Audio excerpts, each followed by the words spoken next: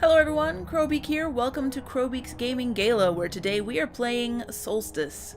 Those of you who've been following my channel might be surprised by this turn of events, since I have not yet finished Hero and Daughter. I do intend to finish that one. However, in light of the problems I've been having with tendonitis in my right hand, I've decided to temporarily suspend Hero and Daughter and instead start on Solstice, which was going to be my next Let's Play anyway. It's a game I can play entirely left-handed. Solstice is a visual novel from MoaCube, who are the creators of Cinders.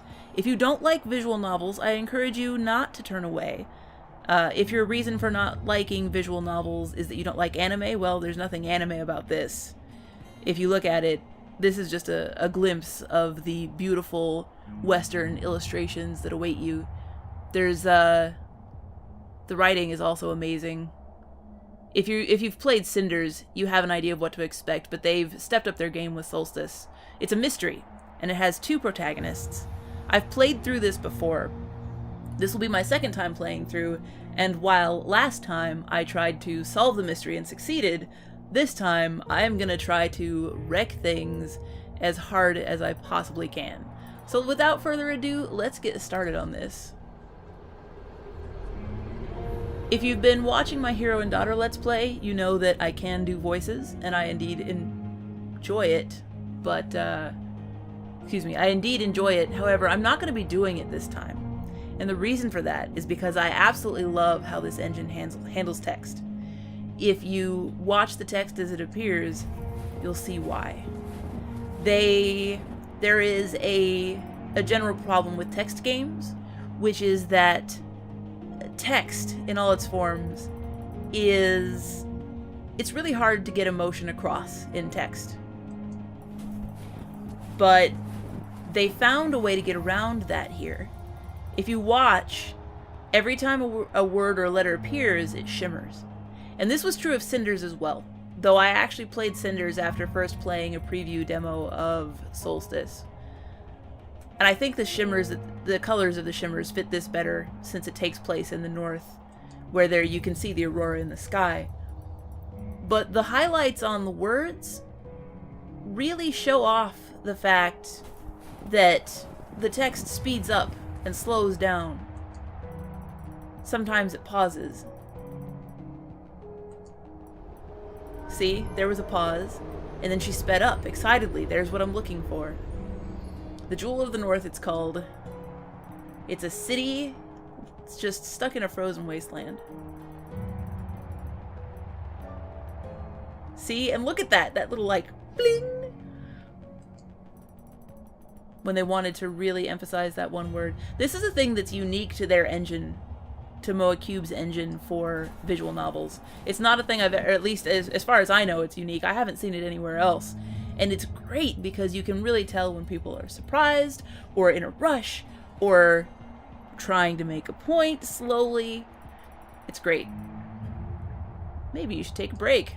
That's a bad idea in the Winter Lady.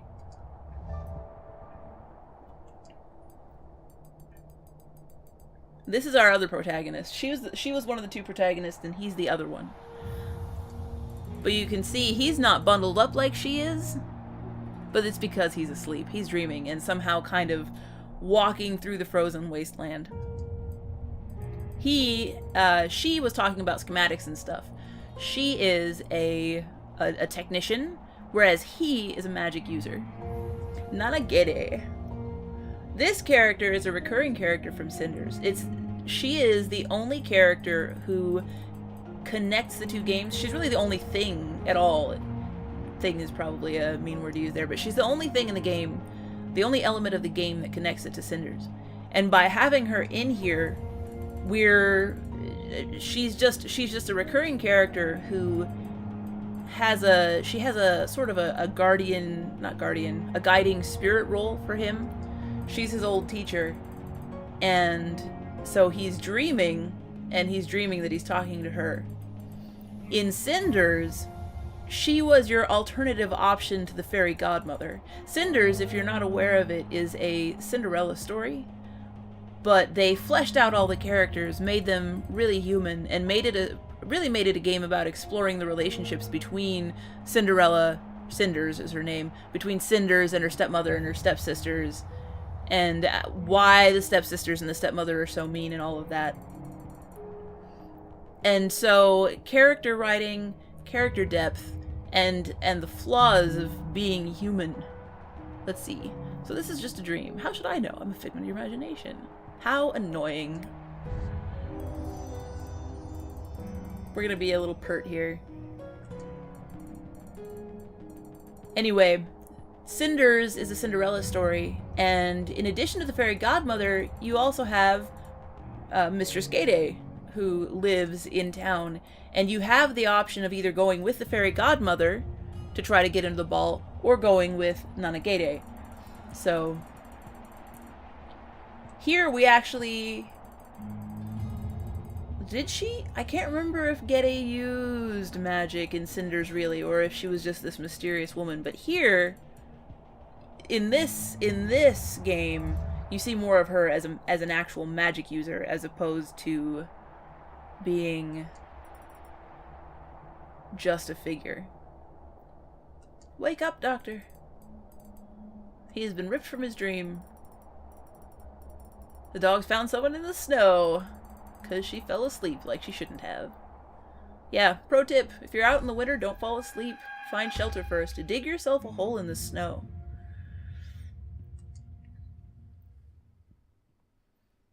So we come to the Jewel of the North. One of the things I love about this game is that the city itself is a character. There is, and you'll see as we play the game, a lot about... There's the society that exists within the Jewel of the North is as much discussed as any of the actual backgrounds of the characters who are part of the story. And you really get a sense, even though we're coming to the Jewel of the North in the off season, in winter, right before the weather gets so bad that the whole place is cut off for months, we will learn more about the general character of the city and how it came to be like it is as we go on throughout the game. The caravan pilot was my first choice. A strong, silent type. Not much of a conversationalist, but she had done her job well, so thanks were in order. And if you notice this journal here, you'll see we'll have journal cutscenes, as it were? Journal scenes like this at the beginning of each chapter, or of each perspective switch. Right now, Galen is awake, and the other perspective character, whose name I forget offhand, she's passed out. She passed out in the snow and she hasn't woken up yet. But when it switches to her perspective, there will be a different journal. It will still have pages and writing, but the background is different. Thanks. 4. And one thing I'd like to point out, this game does a really good job with diversity on multiple levels. We've got here in this first scene a black guy and we'll find out over the course of the game, she actually is a member of the native peoples of this northern area, and our other protagonist, she's Asian. So it's pretty neat. The other one looked almost dead to me. She's kind of a snarker. I like her a lot, actually. I wonder, since I'm going at this, this game has 4 endings, and each ending has a certain number of variations. The first time I played this game, I tried to solve the mystery, and I succeeded, and I saved the day. This time, I'm just going to try to wreck things as hard as possible. So, yeah, it's going to be interesting to see what we learn. And one nice thing about this game is that with this and Cinders both... Actually, I'll talk about that later when it pops up. Let's see. We living in the North can't afford. Maybe it's different for you Southerners, but I make no exceptions. Trust no one? Sure. Let's do it. My favorite aunt taught me the same thing. Ah, I love watching the text move in this game and in Cinders as well. Friend. It's... Even though the characters don't have voices, the way the text unveils itself is... It's great. It's great. it gives the characters more life than you usually have in a game that's as text-based as this one. And another nice thing about this, in addition to the backgrounds and the characters just being really just beautiful, there's also all these animations going on. Cinders had this as well. But Cinders, although it had background animations like this lamp swinging in the background and the water that's doing its thing in the lower left, the characters are animated in Solstice, which they were not in Cinders. And so you get a better feel for what the character is feeling at the time. Are they agitated? Are they happy? It gives them a little bit more life, and it's really nice. The dome is pretty neat. We'll actually find out more about the nature of the dome later in the game. Just making some notes on it. This icon has now appeared, and what this is a link to a notebook. Over the course of the game, as we learn more about the city and the characters, we'll get more tabs here, and we will be able to see all the things that we've learned about the characters. And as the story branches, we'll miss some things, and we'll see some other things, and it's really neat how that works. Using multiple perspectives for this game was a stroke of brilliance, really. It makes the mystery that much more mystifying, because there are points in the story where you're like, wait a minute, I didn't see what happened from this other character's perspective. So it opens it up so that your two main characters can also be suspected of things later on as well. It's pretty neat. Humming coming from the dome makes you accept things.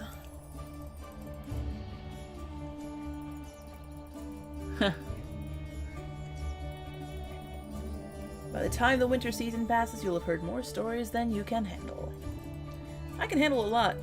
Tell me, am I right in thinking you're not originally from here? We're in a technological wonder raised in the middle of an icy desert. If there's anyone in this city who's actually from here, it's me. I came from the tribes who inhabited this land long before this crazy contraption was built. The less said about them, the better. She's not the most talkative person. And here we've got more of his medicine man kind of journal. Yokone was cheerful and perky as a sledgehammer. I wonder what the meaning of her name is in her native tongue. I didn't find that out on my first playthrough. Something tells me it's attitude. He's a bit of a snarker. I like him a lot. Really bad shape, frankly speaking. She was lucky to be alive. They're talking about the other protagonist here. Call me superficial if you like. Oh, yeah! Another bit of diversity. And this is something that's really interesting. The first time I played any of Solstice was very early on when they had a demo build available for preview. They sent it to indiegames.com for preview purposes, and I played it there. But I didn't notice until towards the end of the demo, when someone else mentioned it, that Galen here is gay. He likes men.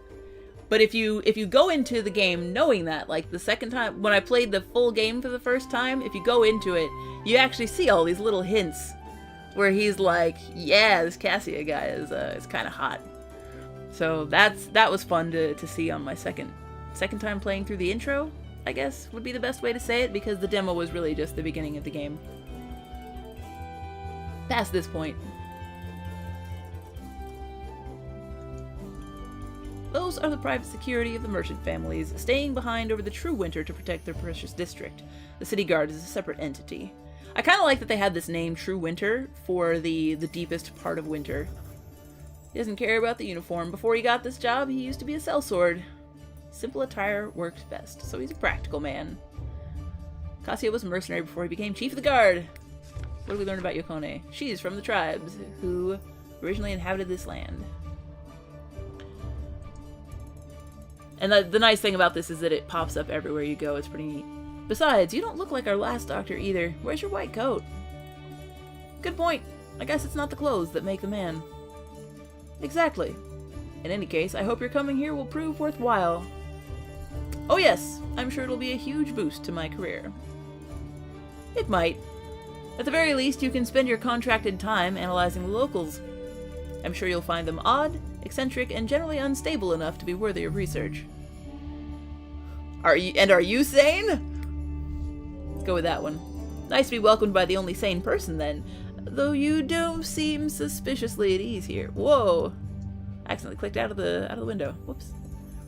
Don't be fooled. I'm as crazy as the rest of them. I simply have the advantage of being armed. I can only hope I won't flip and join the party. About that. Remind me to tell you what happened to the previous doctor. Anyway, have a good night's stay in the city and feel free to drop by the guardhouse if you want to chat. And please, don't start any trouble. There are so few of us here, it would be a shame if someone had to spend the entire true winter in jail. Did you notice in the upper right-hand corner that branch symbol? That's another thing that they used starting in their first visual novel, Cinders. That is just a thing that indicates if you were to replay this and maybe make different choices, you might get a different scene here. In Cinders, it just served as, okay, that's a possible story branch that I could replay if I played this game. And in a sense, that's the same here as well.